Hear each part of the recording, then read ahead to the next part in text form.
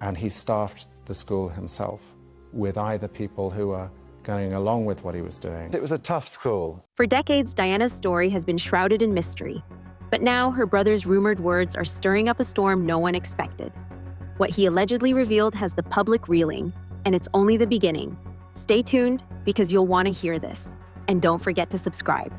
When the world watched that famous procession, two young boys walked slowly behind a carriage that carried their beloved mother.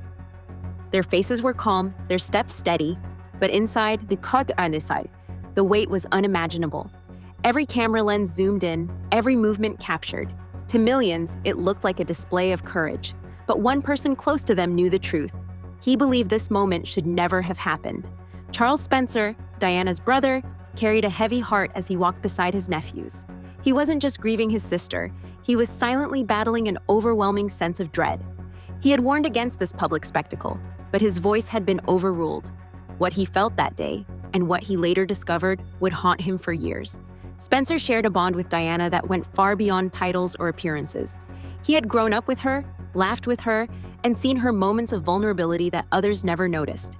That closeness gave him a unique understanding of her fears and her struggles. So when he was told that William and Harry would be asked to take part in the public procession, his heart sank. To him, the thought of children so young being thrust into the spotlight in their most painful moment was unthinkable.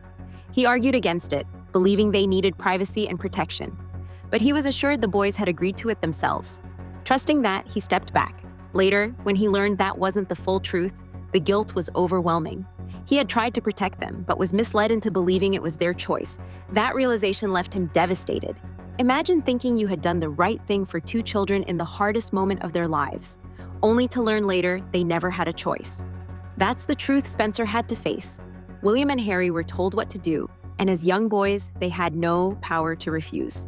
Spencer had fought hard, believing the decision should be theirs alone. But when told they wanted it, he surrendered his objections. Only later did he realize the full extent of what had happened. His sense of betrayal wasn't about himself. It was about the nephews he loved. The image of their young faces, forced to carry a burden the world mistook for bravery, stayed with him. And deep down, he knew this wasn't the end of the story. The sight of William and Harry walking that long route is etched into history. Their heads lowered, their expressions solemn, they seemed to embody dignity beyond their years. Commentators praised their composure. The public admired their strength. But behind those steady steps, Spencer saw something else. Two boys struggling silently. Harry would later describe the moment as surreal, as if it was happening to someone else. The grief was real, but so was the pressure of millions of eyes. William, older, carried himself with quiet strength, but that didn't make the weight any lighter. Spencer knew the world saw courage. What he saw was pain masked behind formality. And as the procession ended, his heart told him this was far from over. Inside Westminster Abbey, the atmosphere was heavy with silence. Leaders, celebrities, and dignitaries filled the pews, but the attention turned to one man, Charles Spencer. As he stepped forward to speak, no one could predict the impact of his words. Spencer didn't deliver a soft tribute. He didn't rely on polished phrases or polite acknowledgments. Instead, he spoke from the heart, with honesty, clarity, and courage. He described his sister as someone pursued relentlessly, someone who had faced pressures that should have been eased, not increased. His words were not just about honoring her. They were a sharp confrontation with the very systems and people that had failed her. The eulogy wasn't just moving, it was daring. Each sentence carried weight, cutting through the ceremony with raw truth. And then he made a promise that would change everything. In front of the world, Spencer vowed that Diana's children would not face life without protection. He declared that her family, her blood, would stand by William and Harry. This wasn't just a statement of love, it was a challenge, a promise that they would not be abandoned to the same pressures Diana had endured. The crowd responded instantly. In a moment rarely seen at such a solemn event, applause filled the Abbey. The people felt the truth in his words, a release of shared frustration and grief. But while the public embraced his vow, those sitting silently within the royal rows remained expressionless. Spencer had spoken boldly, and the divide between public sympathy and institutional formality was on full display. Still, Spencer knew his power was limited.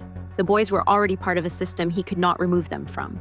His promise was genuine but also symbolic, a declaration that they were not alone. That eulogy marked a turning point. Spencer's words exposed a reality many suspected but rarely voiced. Diana had been beloved by the public, yet within the royal household, she often felt isolated. Spencer made it clear. Her warmth and brilliance were her own, not granted by her title. The tension in the Abbey was undeniable. To some, it was a moment of truth. To others, it was an uncomfortable challenge to tradition. But outside, among the crowds and the millions watching at home, Spencer's words struck a chord. They revealed the gap between the way Diana was cherished by ordinary people and the way she had been treated behind palace walls. But while the eulogy echoed worldwide, the story didn't end there. Behind closed doors, another struggle was already unfolding. To understand Spencer's anger, we have to go back to the very beginning. When he first heard the news, he was far away, unaware of the events unraveling in Europe. The initial call told him his sister had been in an accident and was hurt. Minutes stretched into an hour before the next call came. The confirmation was simple, delivered with cold finality. While Spencer tried to process, the outside world erupted into mourning. Crowds gathered at palaces, leaving mountains of flowers.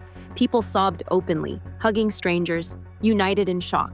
The public's love for Diana was unmistakable. Yet within the royal walls, silence lingered. For days, no words came from the monarchy. Flags remained untouched. The people outside felt abandoned in their grief.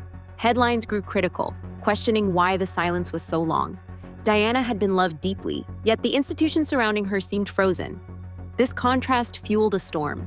The public poured their hearts out, but behind palace doors, there was quiet formality. The anger grew louder. Why wasn't the grief being acknowledged? Why wasn't there a voice to mirror the sorrow of millions? Finally, after days of mounting pressure, the Queen addressed the nation. Her words were respectful and heartfelt. She praised Diana as a remarkable person and devoted mother. She acknowledged the love people had for her. Yet, for many, the timing mattered more than the message. By then, the damage had been done. The delay had already convinced much of the public that the monarchy was distant, decaged, and slow to grasp the depth of the nation's emotion. The comparison between Diana's warmth and accessibility and the family's cold silence became painfully clear. For Spencer, it was proof of everything he had feared. While the world debated the monarchy's silence, inside Balmoral, William and Harry faced their grief in private. Conversations were short, comfort was limited, and the atmosphere was measured. Harry, only 12, asked the same questions repeatedly, trying to make sense of what had happened. The last conversation he had shared with his mother replayed endlessly in his mind. For William, older but equally affected, the pain was held quietly, hidden behind composure. To the world, they looked strong, but inside, they were navigating a storm without the open emotional support they needed. These early days shaped how both boys would view the institution they were born into. And for Spencer, watching their silent struggle only deepened his frustration. Years later, Harry would speak openly about how that moment shaped him. Every time he saw cameras flash, he was transported back to that day in 1997. The weight of being watched, the pressure of keeping composure, followed him into adulthood. When he saw his wife facing relentless scrutiny years later, the parallels were impossible to ignore. He realized history was repeating itself, and this time, he refused to remain silent. For him, stepping back from royal duties wasn't rebellion. It was a decision to protect his family in ways he couldn't protect his younger self. In many ways, Harry's choice was an extension of Diana's spirit. She had challenged expectations, spoken openly, and sought independence from the structures that confined her. Harry carried that forward, and Spencer, who had spoken so passionately decades earlier, understood his decision. Both men had seen the consequences of silence. Both had lived with the weight of institutional control, and both chose in their own way to push back. Their actions showed the power of agency, of refusing to allow the past to repeat unchecked. But it also raised a larger question: how much had truly changed? Looking back, Spencer's words at the Abbey were more than a eulogy. They were a warning, a promise, a confrontation with a system that had failed his sister and left her children vulnerable. His courage gave voice to feelings millions shared but couldn't express. Years later, Harry's decision to carve his own path became the continuation of that message, that protecting family and well-being must come before tradition and appearances. The story of Diana, her brother, and her sons is not just about grief.